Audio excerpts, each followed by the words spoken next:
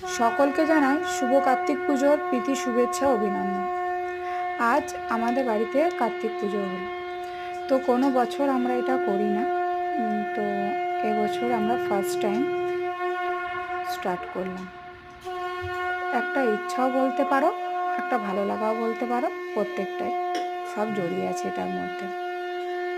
তো অল্পর মধ্যেই আয়োজন করা হয়েছিল। এবছর যেহেতু ফার্স্ট টাইম খুব ভালো করে আয়োজন করতে পারিনি, আশা করছি পরের বছর থেকে আরও ভালো করে করতে পারবো।